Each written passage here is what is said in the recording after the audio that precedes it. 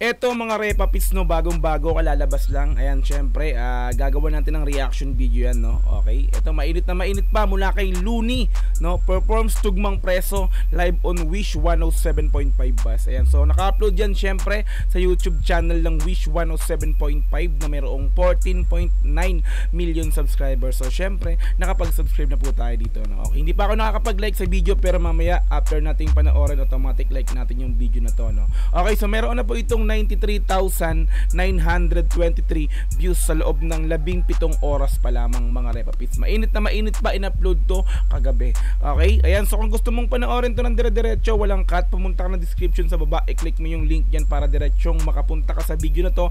Mapanood mo ng walang cut, this time kasi reaction video kaya ika-cut natin to. Okay, so kung gusto mo rin ng gantong klaseng content, syempre wag mong kakalimutang i-like yung video na to, i-subscribe yung channel ko kung bago ka pa lang, click notification bell para ma-update kita kada may lalabas po akong gantong klaseng reaction video. Okay, so wag na nating patagalin, i-play na po natin ng Looney Performs Tugmang Preso live on Wish 107.5 bus. Let's go!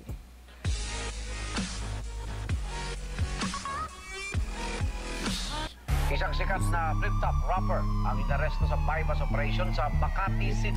Siya si Marlon Peroramas o mas kilala bilang si Looney. Members of Makati's Drug Enforcement Unit have arrested the rapper Looney. Nakuha na sila ng ilang pakete ng droga. Miyerkules ng nakalang linggo nang maaresto si Looney. Daming reporter. Matapos makumpiskahan ng push for high-grade marijuana. Pagamat makulay ang mga pabalat, alam mo mahusay ang pagkakalahad. Mga tunay na ganap, isinulat ng parap. Kaya wag ka nang magulat kung magtungod malahat, sapagkat ito'y galing sa memorya. Isang napaka-importante na istorya. Ito ang aking personal na testimonya, pangontra sa mga ignorante na teorya. Ito storytelling mga repapits, no. Ito nagawa ko na ng reaction video, yung pinakang official lyrics video nito, no. Nung nilabas yung kanta na to kasabay ng iba pang mga kanta dun sa album niya, no. So nagawan ko to yung pinakang official lyrics video ng Tugmang Preso. So this time ang bibigyan natin ng comment dito ng reaction yung pinakang performance niya rito, no. So hindi natin hihimayin yung pinaka lyrics. Okay, let's go. na testimonya, pangontra sa mga ignorante na teorya. Ito ay tunay na buhay, wala akong dahilan para magsinungaling at mga detalye palitan. Ito ang kwento kung paano kami tinaniman ng marijuana ng mga parak na mukhang Taliban. Bandang alas 8 ng gabi sa Pilipinas, sa isang gusali doon sa may Ortigas. 8 oras bago ang rehas ay nahimas, kasama ko si Ron Henley ng Stick Figures. May interview. Grabe to mga repas, talaga dito ay kinikwento niya talaga dito yung mula umpisa, no? Mula umpisa nung nangyari bago siya mahuli, no? So 8 oras bago siya mahuli. Ito yung storytelling na rap song na storytelling dun sa nangyari kay Looney nung nakulong nga siya, nung nahuli siya ng PDEA. Okay, let's go! Bago ang rehas ay nahimas, kasama ko si Ron Henley ng Stick Figures. May interview kami sa radyo nung gabi na yun, tungkol sa marijuana at sa legalisasyon. Pagkatapos namin umalis agad sa istasyon, dahil meron pa akong pupuntahang isang okasyon dun sa poblasyon. Birthday daw ni Sean, yun lang ang alam ko na detalye pa noon. Medyo masama ang panahon, umaambon, kaya tinext ko na si Utol, pumunta ka na ngayon. Humiwalay na si Ron, sumakay ng taxi, dahil bukas may recording pa sila ni Clamsy. Utol kong si Idol, sinundo ako sa lobby gamit ang aking Subaru na tunog Ferrari. Grabe, solid, no? Nung napakinggan ko yung pinakang official audio nito, so halos ganun din, no? So, this time, eto, perform niya ng sa loob ng 7 minuto ay talagang tuloy-tuloy to mga repapis, no? Let's go! Idol, sinundo ako sa lobby gamit ang aking Subaru na tunog Ferrari. Saan tayo pupunta? Private daw na party. Yung reception ay isang hotel dun sa Makati. Bata na may cancer, kumonta kanyang mami.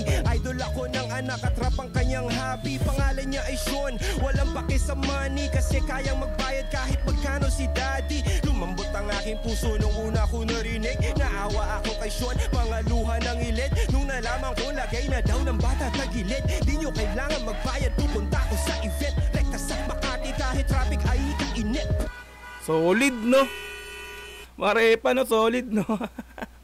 Tuloy-tuloy, no? Ang hirap kaya i-perform ng ganyan. Yung tila parang dire-diretso Papis. Although hindi siya ganoon kabilis, no, hindi siya ganoon ka yung ano, bagsakan lang talaga siya yung pinakang bitaw niya rito. Pero dire-diretso mga Repapis, ang hirap i-flow, ang hirap ano yan, i-perform yan, lalo ito live, no. Tapos nakaupo ka lang, di ba? Looney, the best, di ba? Sinisiw, kumbaga pinetics niya lang dito, binasic niya. Okay, let's go. Sa Makati kahit traffic ay kainit. Kasama ko si Ruth at si Ivan, ang sikip, at si Kuya Albert, yung driver ko mabait. Di ba pati boses niya talagang si Ivan, di ba? Ganito na ganito yung pinakang ano talaga recording, yung pinaka-official audio, no? Pati si Ruth at si Ivan, ang sikip, at si Kuya Albert, yung driver ko mabait. At saka si Idol, laki manager at kapatid na merong thalassemia. Isang kakaibang sakit, kailangan niya lagi salinan ng tugo na pantawid. At dahil malapit lang sa hotel, yung Makati Med, sumabay na lang siya sa amin para mas makatipid. Parang ano yun, no? Kung ako yun, Repapits, mga ano, no? Pagka ganun yung dire-diretso, pakiramdam ko parang ako yung parang ano dito, yung parang kakapusin, di ba? Tila pag nung papansinin niyo to, pansinin niyo. Parang kakapusin siya pero pinilit, no? Di ba? Balik natin ng konti. Balik natin na. Isang kakaibang sakit, kailangan niya lagi salinan ng tugo na pantawid. At dahil malapit lang sa hotel, yung Makati Med. Di ba na itawid niya pa rin yun, no? Kumbaga parang ano, di ba mga Repapits, no? Parang ang hirap ko. Ikaw yung nasa lagi ni Looney, nagpe-perform ka ng ganyan. Parang ang hirap, no? Parang inilagay ko yung sarili ko sa kanya. Di ba? Parang kakapusin na pero hindi, naitawid talaga eh. Yan lagi salinan ng tugo na pantawid. At dahil malapit lang sa hotel, yung Makati Med, sumabay na lang siya sa amin para mas makatipid. Sabay na lang, pang isang kotse na lang. Yung katabi. Kung sa bagay, meron pa rin ano, no? Meron pa rin parang puwang, no? May pinakapahinga pa rin siyang ginawa dito, no? Let's go. Na lang siya sa amin para mas makatipid. Ayan, yung Sabay na lang, pinakang pang isang kotse na lang. Yung katabi ko sa backseat, si Rude Boy at si Ivan. Documentation, security at hype man. Balisiksikan kami sa aking chikot. Wag malikot! Tatlo kaming mga lalaki sa likod. Pagdating sa Makati, sakto lang yung timing. Nag-text na rin yung mami at nagsabing nag-start na daw yung party. Sa basement daw yung parking. Salamat sa pagpunta, pasok lang kayo darling. Pagbaba ng kotse, hinanap ko yung main floor. May nagpalitrato sa tabi ng elevator. Idol, pwede favor, baka pwede magpa-picture. Kasi idol na idol ka talaga ng anak ko na grade 4. Nag-selfie kaming dalawa sa kanyang razor. Sabay tinutok sa akin yung baril ni Terminator. Pero bilang narrator, lagyan natin ng flavor para di masyadong halata yung trauma ko na major. What the?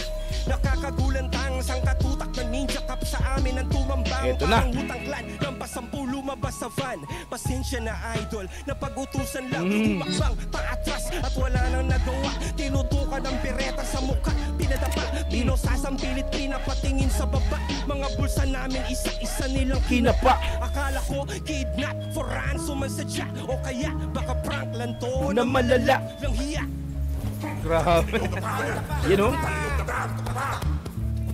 Kung sa pelikula mga Repapits, no, gantong-ganto, no, yung pinakang sinabi dito ni Looney, no, yung pinadapa, 'di ba, tinutukan, pinadapa, 'di ba, kinapkapan, 'di ba, tumingin sa baba, ganoon na ganoon, 'di ba? Kung baga, yun yung pinakang nangyari kay Looney nung time na yun, no. So, parang mala pelikula yung pag-aresto sa kanya dito, mga Repapits.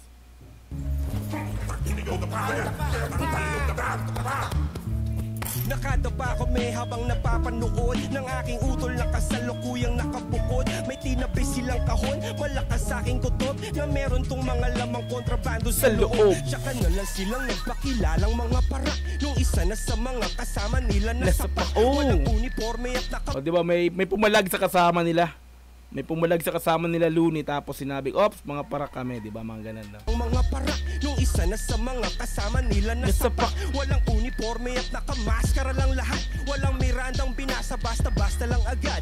Sikat na hotel at ang nakakapagtaka kamay. Maraming CCTV, lahat nakapatay. Wala man lang bodycam na nakalagay. Kahit kuha man lang ang cellphone gamit kamay. Sabi daw nung pulisya, sa akin daw nakumpiska. Pero di makumpirma kasi walang kahit ni isang saksi na pumirma. Walang video ng palitan magmula nung umpisa. Kung under surveillance pala, dapat may footage ka.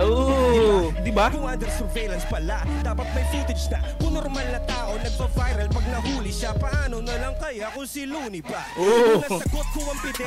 Normal na tao pag nahuli nag-viral, diba? Pagka diba na videoan. So paano nga naman pag si Looney pa, sikat si Looney. Viral pag nahuli siya, paano na lang kaya kung si Looney pa? Nung nasagot ko ang pideya at aking kinundi na, mga ulo nila bigla nagkaroon ng bumbilya. Para ma-promote sa pwesto ako ang pinuntirya ng mga ninja cops na gustong magbida-bida. Angas nun balik ko nga. Gumanon yung beat, sinabayan ng flow, no? Promote sa pwesto ako ang pinuntirya ng mga ninja cops na gustong magbida-bida.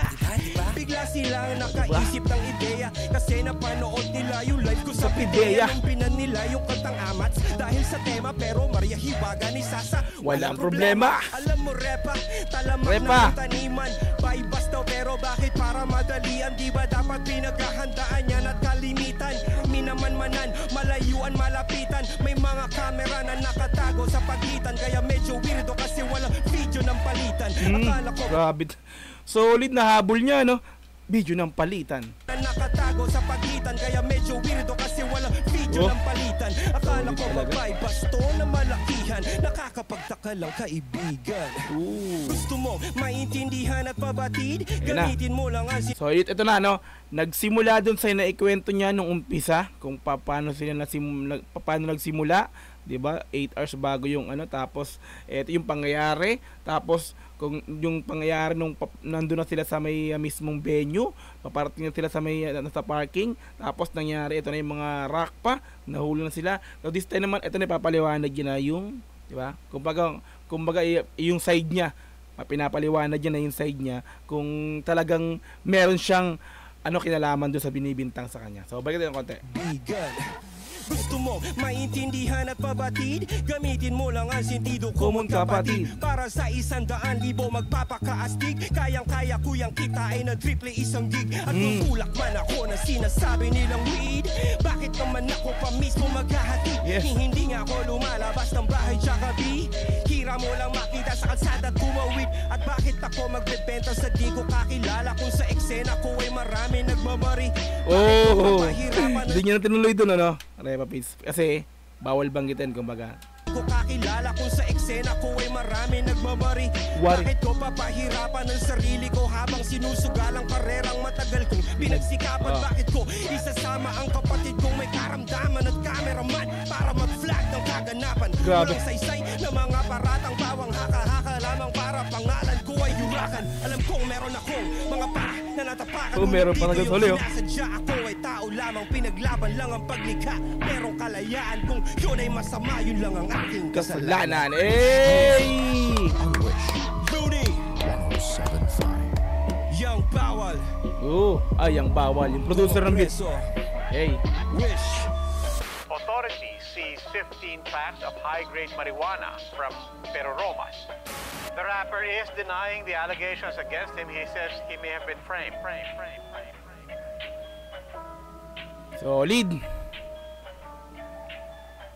Alright, so Looney performs Tugmang Preso live on Wish 107.5 Bus. Napaka-solid talaga ni Looney, no? Like natin yung video, no? So biruin nyo, 7 minuto, no? Sunod-sunod, dire-diretso, live. Ang haba ng kanta na to. Pero mga repis, no? Live niyang pinerform ng nakaupo. Napaka-solid, no? Kinaya talaga, no? Naihabol lahat, no? Wala tayong, although may normal live, may rig tayong konting putol dun sa pinakang huling letra ng verse dun, no? ng bars, huling letra ng linya, parang ganun, no? Pero hindi ba solid yan, mga repapis, no? So dito nailahad niya lahat, no, ng mga nailahad niya, nasabi niya lahat ng dito sa kantang to talaga storytelling, no, nung nangyari, yung mga pangyayari or nangyari sa kanya nung, di ba, nung siya, di ba, nadali siya ng mga rock pa. Solid Looney, no? Ayan, so kung gusto mong panoorin din to mga Repa Pits, pumunta ka ng description dyan sa baba, i-click mo yung link dyan para direct na makapunta ka sa video na to. Mapanood mo nang walang cut this time kasi reaction video kaya kinat-cut natin to. Okay, so kung gusto mo rin ng gantong klaseng content, syempre wag mong kakalimutang i-like yung video na to, i-subscribe yung channel ko kung bago ka pa lang, click notification bell para ma-update kita kada may lalabas po kung gantong klaseng reaction video. Okay, so hanggang sa muli, marami pong salamat. This is Dogs TV. Peace and I'm out.